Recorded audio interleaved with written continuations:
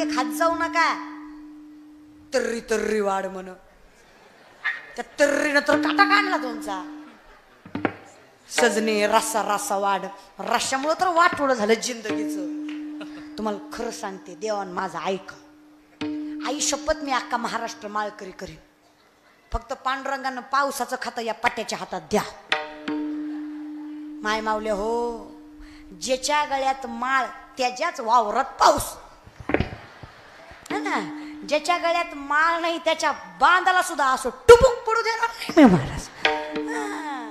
असं काकडा करणाऱ्याचं असं फुललं पाहिजे, सोमवारी मटण करणाऱ्याचं असं वाळलं पाहिजे महाराज. त्यानं किती दुसऱ्याच्या हिरीचं पाणी चोरून घेऊ द्या, त्याचं काय फुलू द्यायची नाही. देवान माझं ऐका आणि ऐकणार माझं देव. फक्त देवानं माझं ऐकायच्या आधी तुम्हीच माझं सांगतो. तुम्हासी भजारे नाही तरी गेला, एवढा लांब कशाला इशारा लावायचा, तुम्हीच ऐका हो का. विनंती माझी, ज्ञानेश्वरी नाही कळली तरी वाचा. तुम्हाला ज्ञानेश्वरी नाही कळली तरी चालेल. ज्ञानेश्वरीला तुम्ही कळलात, तुमच्या जीवनाची वृद्धिंगता झाल्याशिवाय राहत नाही. फक्त माऊलींना कळू द्या लेकरू माझं. घरात रोज 4 तरी ओव्या ज्ञानेश्वरीच्या वाचल्या गेल्या. हरिपाठाचा 1 तरी अभंग म्हणला गेला. मी म्हणते जमेल तेवढं रोज 1च ओवी वाचा, रोज पण वाचा. दादा इतकं देतो ना परमात्मा. 23-24 वर्षाची पोरगी आहे मी. काही एका पायावर भरून तपश्चर्या केली नाही वनात जाऊन. फक्त ज्ञानोबारायांच्या समाधीला मस्तक लावलं, त्या ज्ञानेश्वर माऊलींना आईचं स्थान दिलं. इतकी कृपा केली.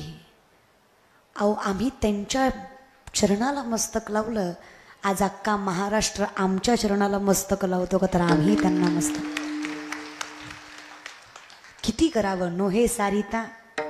अधिकार नसताना, पात्रता नसताना इतकं दिलं देवाने. प्रसिद्धी, ऐश्वर्य, स्वाभिमान आणि सगळ्यात मोठं समाधान. हे जे सुख आहे ना,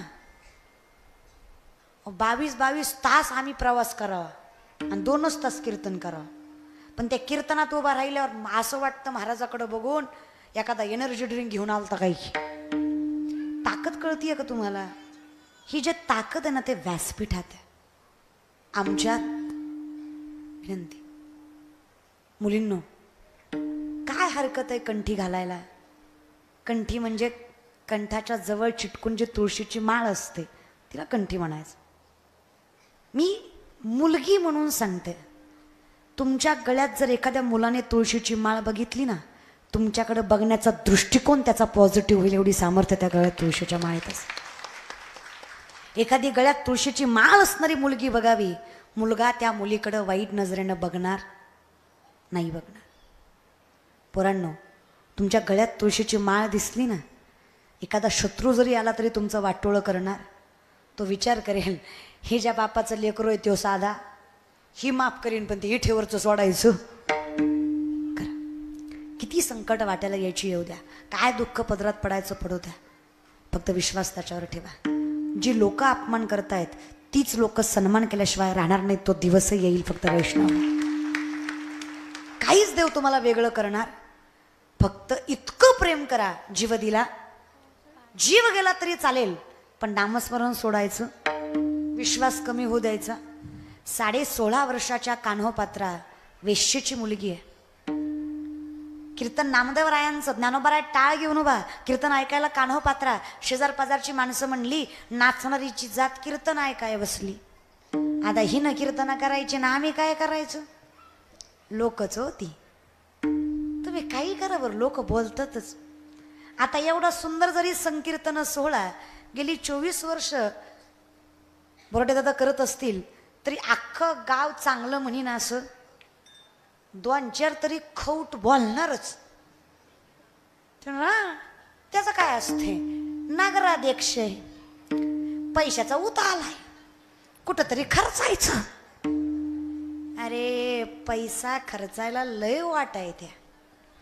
मी तर म्हणते पैसा कमवायचा सोपा आहे, खर्चायचा अवघड आहे. ज्याला कुठं खर्चावं कळलं नाही त्याची अवस्था शाहरुख खानच्या पोरासारखी होती. कळलं त्यालाच कळलं महाराज. पैसा खर्चायचाच तर अवघड आहे, कमवायचं काय अवघड आहे. माणसाचं कर्म सत्य असला की पैसा आल्याशिवाय राहत, तो खर्चायचा अवघड आहे. माणसं म्हणतात पैसा माणसाला बदलतो, लक्ष्मी कुणाला बदलत नाही. लक्ष्मी माणसाचा खरा चेहरा समाजाला दाखवल्याशिवाय राहत नाही, तो तसाच असतो. लक्ष्मी येऊनही जर तो माणूस परमार्थ करतोय तर अर्थात त्याचे संस्कार प्रबळ. देवाला विसरत नाही म्हणजे प्रारब्ध चांगलं.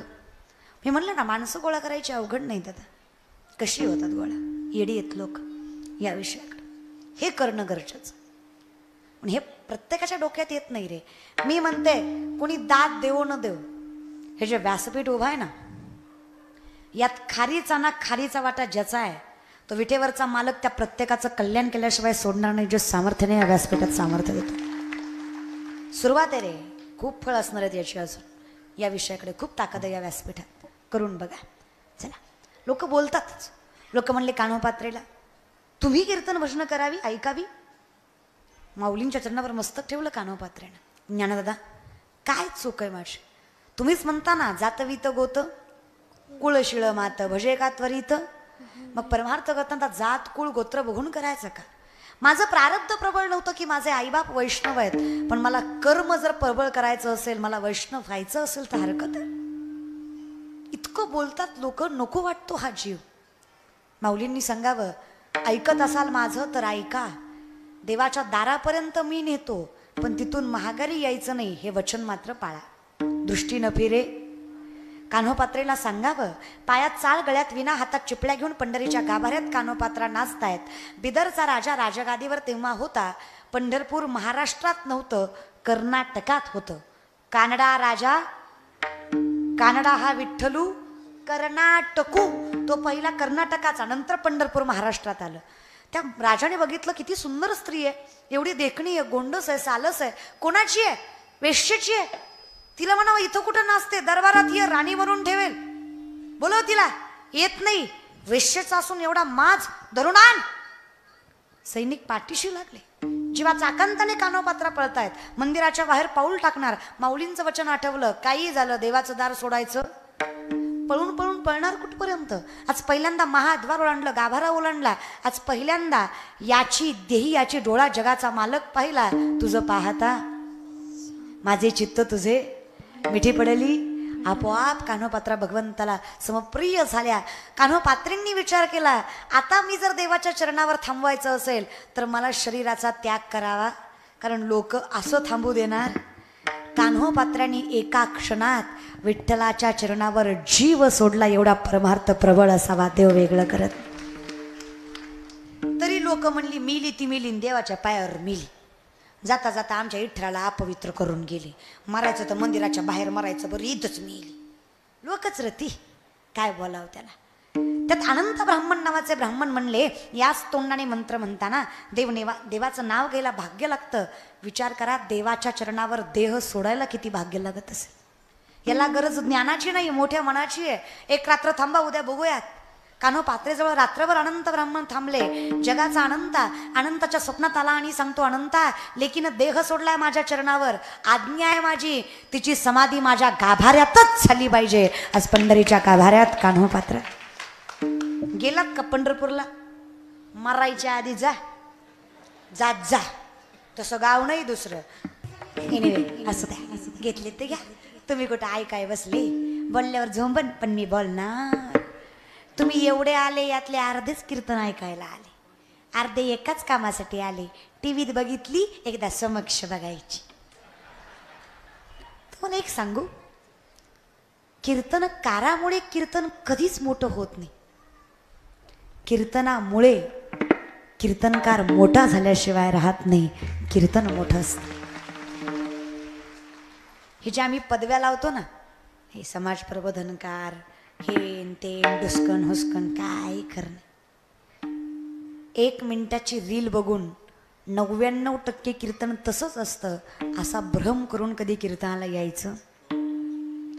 कारण सोशल मीडियाच्या कीर्तनात आणि प्रत्यक्षाच्या कीर्तनात जमीन आसमानचा फरक असतो. टीव्हीत दिसण्यात आणि समोर दिसण्यात पण फरक असतो. काही काही माणसं बायका मला तोंडावर म्हणतात टीव्हीत लय चांगलं दिसता समोर लय किरकोळ आहे. अगं ती टीव्ही आहे तिथे बऱ्यापैकी खोटं